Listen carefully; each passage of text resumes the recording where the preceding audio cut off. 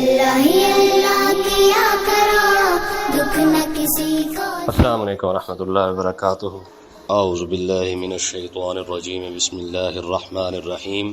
Islam in our life یہ ایک اسلامی یوٹیوب چینل ہے جس پہ مفتی سجاد حسین قادری صاحب روزانہ درس قرآن پاک ترجمہ اور تفسیر بیان فرماتے ہیں۔ اس چینل کی ویڈیو کو لائک، چینل کو سبسکرائب اور بیل آئیکن کو پریس کر کے اور ویڈیوز کو دیکھ کے آپ اپنی دنیا اور آخرت کو سنوار سکتے ہیں۔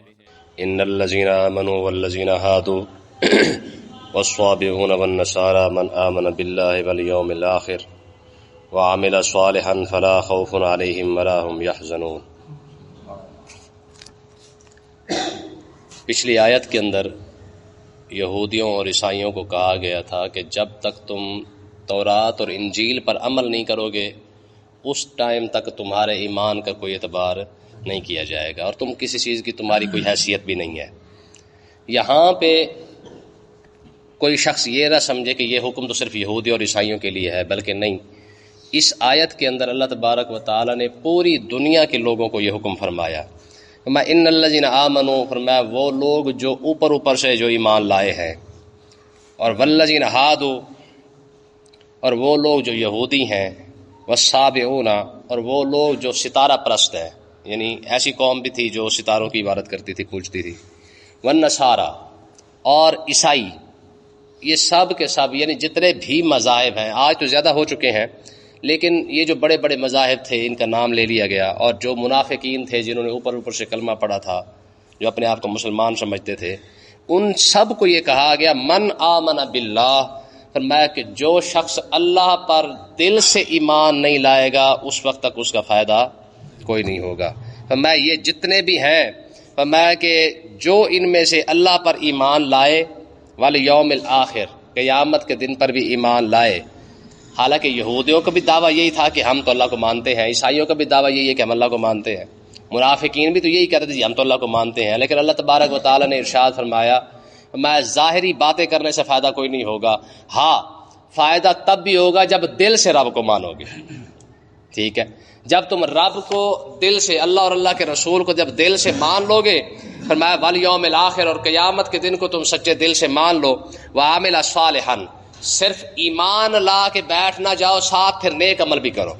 اس کا مطلب یہ ہے کہ ایمان کا فائدہ بھی ہے لیکن ساتھ ساتھ عمل ہو تب جا کے زیادہ فائدہ ہے۔ ایمان یوں سمجھ لیں کہ جڑ ہے اور عمل اس کی شاخیں ہے، درخت نہ درخت، اگر آپ اس کی جڑ کو زمین میں لگا بھی دیں تب بھی اس کا فائدہ کوئی نہیں ہے۔ ہاں درخت اس جڑ کی خوبصورتی تب بھی ظاہر ہوگی جب اس کی شاخیں نکلیں گی، ٹھیک ہے، اس کے اوپر پھل لگے گا تو پھر درخت جب سایہ دے گا پھر جا کے اس کا جو ہے فائدہ ہے۔ تو یہی چیز ہے، اگر بندہ صاحب ایمان ہو لیکن عمل کے لحاظ سے اگر کمزور ہو جائے تو فرمایا پھر ایسے بندے کا جو ہے وہ بھی فائدہ کوئی نہیں ہے۔ اللہ تبارک و تعالیٰ نے ارشاد فرمایا کہ ایمان بھی لاؤ، پھر عامل صالحا، پھر وہ ایمان لانے کے بعد نیک عمل کرے تو فائدہ کیا ہوگا؟ فرمایا فلا خوف علیہم ولا هم یحزنون، فرمایا ایسے لوگ جو ایمان لائیں، نیک عمل کریں، نہ انہیں کوئی خوف ہوگا نہ انہیں غم ہوگا۔ خوف اور غم یہ دو چیزیں ہیں، غم کس چیز کا ہوتا ہے اور خوف کس چیز کا ہوتا ہے؟ حالانکہ دیکھا جائے تو ایک چیز نظر آتی ہے، خوف اور غم ایک چیز نظر آتی ہے، لیکن نہیں، خوف اور غم کے اندر یہ فرق ہے۔ غم ہوتا ہے پچھلی زندگی کا، پچھتاوا ہوتا ہے، دکھ ہوتا ہے پچھلی زندگی کا، اور خوف ہوتا ہے آنے والے وقت کا۔ تو اللہ تبارک و تعالیٰ نے ارشاد فرمایا جو صاحب ایمان بندہ اچھے عمل کر کے قیامت کا دن آئے گا اسے خوف اور غم دونوں نہیں ہوں گے۔ مطلب کیا ہوگا؟ نہ تو انہیں دنیا کا کوئی پچھتاوا ہوگا کہ ہم نے دنیا کے اندر کوئی ایسا کام کیا ہی نہیں جس کی وجہ سے پچھتانا پڑے، تو اس کا غم ہوتا ہے، دکھ ہوتا ہے۔ میرے لوگ ایسے بھی ہوں گے جنہوں نے دنیا کے اندر جو زندگی گزاری ہوگی تو گزارنے کے بعد انہیں کسی عمل کا خوف کوئی نہیں ہوگا، ٹھیک، غم کوئی نہیں ہوگا، اور جب غم نہیں ہے تو آخرت کا خوف بھی نہیں ہوگا۔ حضرت زید رضی اللہ تعالیٰ عنہ، حضرت ثابت بنانی رضی اللہ تعالیٰ عنہ، ثابت بنانی رضی اللہ تعالیٰ عنہ کا جب وصال ہوا نا، تو جب یہ آقا علیہ الصلوۃ والسلام اللہ کی بارگاہ اقدس میں حاضر ہوئے تو حاضر ہونے کے بعد جب ان کے نامہ اعمال کو کھولا گیا تو ان کے نامہ اعمال کے اندر ایک گناہ بھی نہیں تھا۔ 40 سال کے اندر انہوں نے ایک گناہ بھی نہیں کیا، آپ اندازہ کریں کہ رب کے کیسے کیسے بندے گزرے ہیں. کوئی سوچ سکتا ہے یار آج ہم اپنی صرف ایک دن کا اندازہ لگا کے دیکھیں نا کہ ہم صبح سے لے کر شام تک صرف خالی گننا شروع کر دیں کہ ہم گناہ کتنے کرتے ہیں. جھوٹ ہے، مکر ہے، دھوکہ ہے، فریب ہے، پتہ نہیں کیا کچھ ہم ایک دن کے اندر کرتے ہیں. اور وہ کیسا مرد ہوگا کہ 40 سال کے اندر بھی جس کا ایک گناہ بھی نہیں تھا. یہ حضرت ثابت بنانی رضی اللہ تعالیٰ عنہ ایک یہ ہے، اور دوسرے صحابہ کرام میں حضرت ابو سفیان رضی اللہ تعالیٰ عنہ. آپ حیران ہو جائیں گے، میں نے پہلے بھی آپ کو یہ بات سنائی تھی کہ جب حضرت ابو سفیان رضی اللہ تعالیٰ عنہ کا آخری وقت آیا تو عورتیں ان پر رونے لگ گئیں. تو آپ نے پوچھا، فرمایا بھئی یہ کیوں رو رہی ہیں؟ تو لوگوں نے بتایا حضور آپ پر رو رہی ہیں کہ آپ کا وصال ہونے لگا ہے. آپ نے فرمایا انہیں جا کے کہو میرے اوپر رونے کی ضرورت نہیں ہے، جب سے میں نے کلمہ پڑھا ہے تب سے لے کر آج تک میں نے کوئی گناہ نہیں کیا. آپ کو سوچ سکتا ہے یار کو بندہ کہ جس بندے کے یار، لیکن نا جی لوگ آج جہالت کی بنیاد پر باتیں کرتے ہیں صحابہ کرام پر. ٹھیک ہے جی، بکواس کر جاتے ہیں صحابہ کرام کے بارے میں، ہمیں منہ پھٹ ہو جائیں گے. ٹھیک ہے جی، لیکن آپ حیران ہو جائیں گے اتنا بڑا دعویٰ کسی نے نہیں کیا. یہ واحد حضرت ابو سفیان ہے. آپ نے فرمایا کلمہ پڑھنے سے لے کر وصال تک میں نے کوئی گناہ نہیں کیا. اور چلیں آپ ذرا دیکھیں تو یہ کوئی چھوٹا موٹا عرصہ یہ بھی نہیں بنتا ہے. حضرت ابو سفیان رضی اللہ تعالیٰ نے فتح مکہ کے موقع پہ کلمہ پڑھا ہے. ٹھیک ہے، اور فاروق اعظم رضی اللہ تعالیٰ عنہ کے جو دور کے اندر جو جنگیں لگی ہیں، فتح شام سارا کا سارا، اس کے اندر جنگ یرموک جو بین جنگ ہے، بہت بڑی جنگ تھی، جس کے اندر رومیوں کی تعداد غالباً 7.5 لاکھ ہے اور مسلمانوں کی تعداد 45,000 ہے. ٹھیک ہے، اس جنگ کے اندر بھی حضرت ابو سفیان رضی اللہ تعالیٰ عنہ شریک تھے. تو آپ حیران ہوں گے کہ اگر ایک منٹ کے لیے سوچ لے جائے، مجھے نہیں یاد کہ ان کا سن ہجری کیا ہے وفات کا، لیکن اگر 15 سے 20 سال بھی بنتے ہیں تو 15 سال یا 10 سال ایک بندہ کلمہ پڑھنے کے بعد زندہ رہا ہے اور 10 سال کے اندر اس کی زندگی کے اندر ایک گناہ بھی شامل نہ ہو. ٹھیک ہے نا جی، یہ وہ لوگ تھے. تو اللہ تبارک و تعالیٰ نے ارشاد فرمایا کہ عمل بھی ہو اور ایمان دونوں چیزیں اگر اکٹھی ہو جائیں، فرمایا یہ وہ لوگ ہوں گے جو قیامت کے دن آئیں گے، نہ انہیں اپنی زندگی کے اندر کیے ہوئے وقت گزرے ہوئے وقت کا کوئی غم ہوگا، نہ آنے والے وقت کا کوئی خوف ہوگا کہ اب آگے ہمارا کیا بنے گا. آگے دیکھیں جی، فرمایا لقد اخذنا میثاق بنی اسرائیل، فرمایا ہم نے بنی اسرائیل سے وعدہ لیا، وارسلنا الیہم رسلا، اور ہم نے ان کی طرف رسول بھی بھیجے.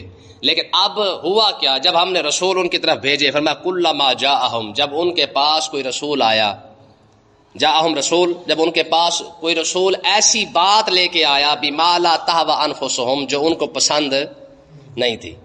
یعنی انبیاء کو اللہ تعالیٰ نے بنی اسرائیل کے اندر بھیجا، لیکن حالت یہ تھی کہ بنی اسرائیل کو جب بھی نبیوں نے آ کے کوئی ایسا حکم سنایا ہے کہ اللہ تعالیٰ یہ فرما رہا ہے، اگر طبیعت مبارکہ کو اچھا نہیں لگا تو انہوں نے کیا کیا ہے؟ فرمایا فریقاً کذبوا و فریقاً یقتلون. کچھ انبیاء کو انہوں نے جھٹلا دیا، انہوں نے کہا نہیں تھوڑی تو گل سچی کوئی نہیں جناب، استغفر اللہ. انہوں نے کہا تسی جھوٹ بول رہے ہو، کذبوا کا لفظ ہے. انہوں نے انبیاء کو جھٹلا دیا، انہوں نے کہا جناب تسی جھوٹ بول رہے ہیں، گل ہے ہی کوئی نہیں. و فریقاً یقتلون، اور کچھ نے تو انبیاء کو شہید ہی کر دیا. اس مسئلے پر ذرا غور کریں اور اپنی حالت کو آج ہم دیکھیں کہ جب کوئی مسئلہ شریعت کا ہمیں پسند نہیں آتا تو اس وقت ہم کیا کرتے ہیں؟ سب سے پہلے آج لوگوں کا حال یہ ہو چکا ہے کہ لوگ کہتے ہیں نہیں ہمیں مولوی مار رہے ہیں.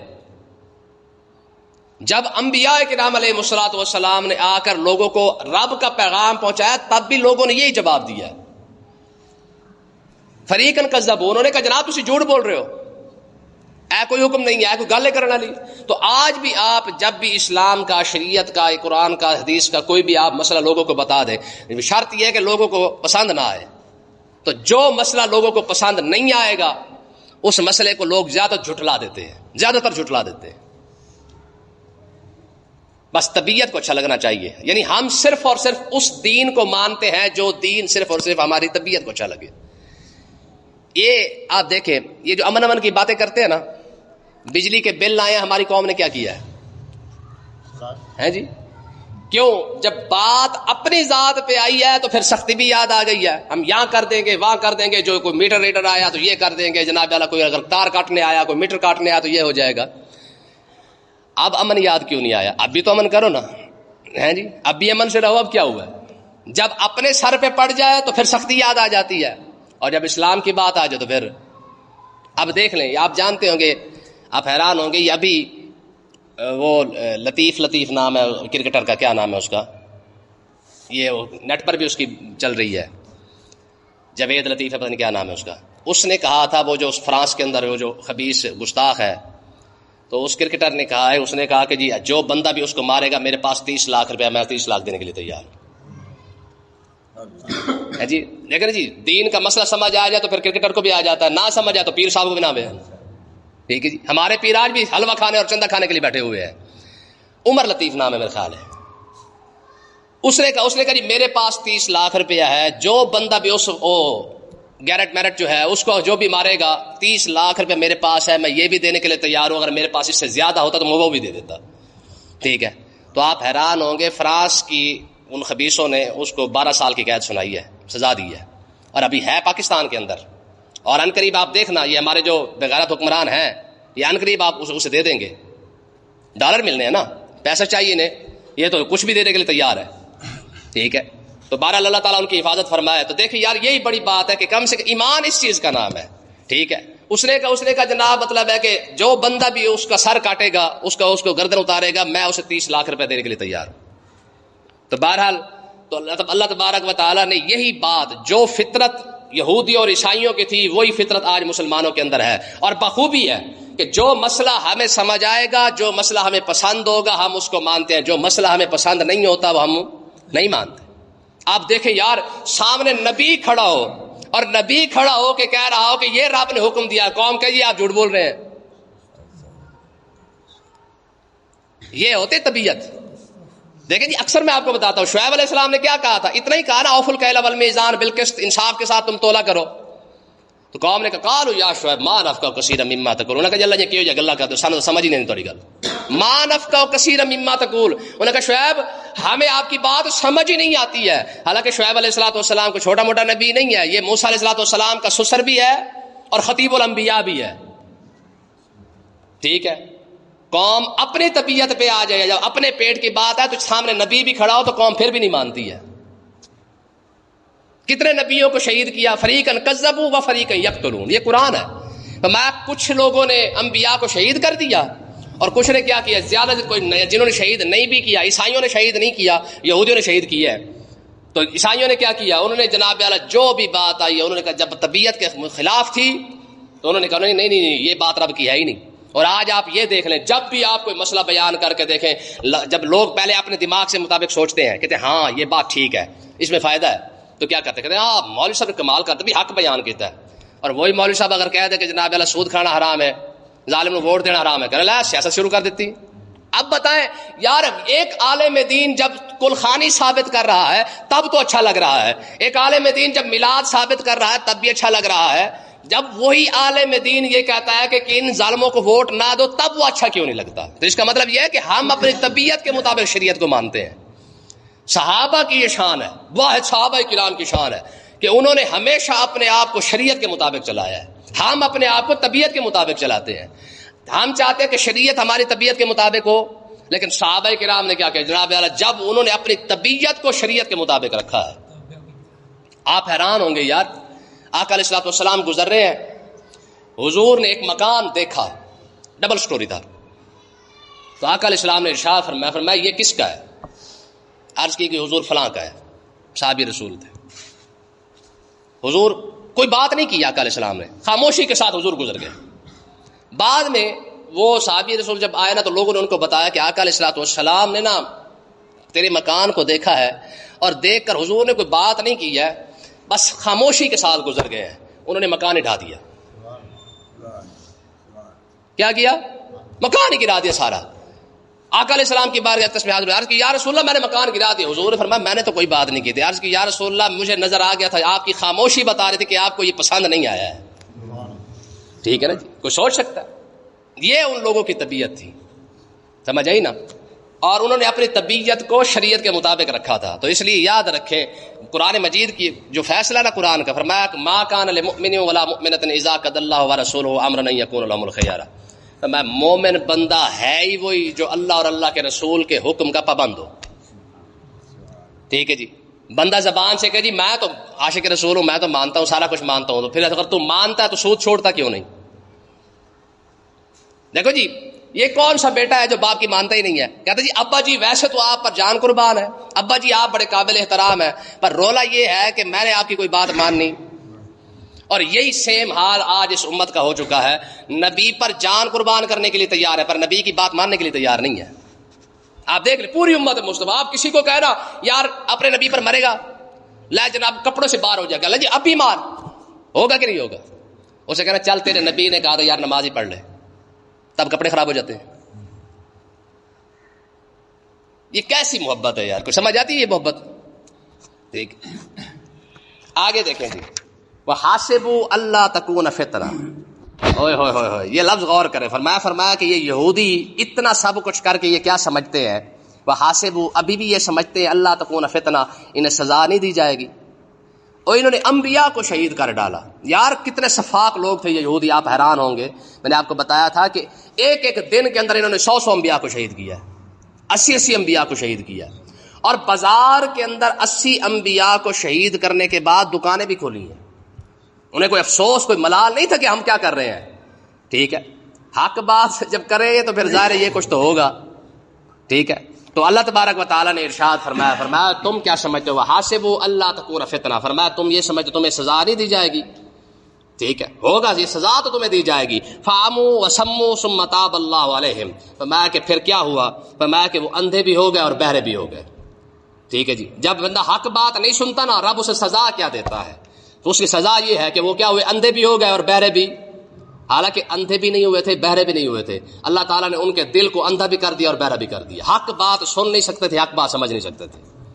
نتیجہ کیا نکلا آپ دیکھ لیں، قرآن مجید نے نا، آقا علیہ الصلوۃ والسلام نے ایک مرتبہ ابو جہل اینڈ کمپنی ساری بیٹھی تھی تو حضور ان کو سمجھا رہے تھے، اسلام کے بارے میں بتا رہے تھے، تو آقا علیہ الصلوۃ والسلام نے جب ان کو سمجھایا نا، تبلیغ فرمائی، تو اللہ تبارک و تعالیٰ نے ارشاد فرمایا محبوب فإنک لا تسمع الموتى، فرمایا ان مردوں کو نہ سنا، ان مردوں کو نہ سنا۔ یار زندہ ہے، حضور کے سامنے بیٹھے ہیں، رب فرما رہا ہے فإنک لا تسمع الموتى، فرمایا محبوب ان کو یہ قرآن جو ہے نا ان مردوں کو سنانے کی ضرورت نہیں ہے۔ مطلب کیا ہے؟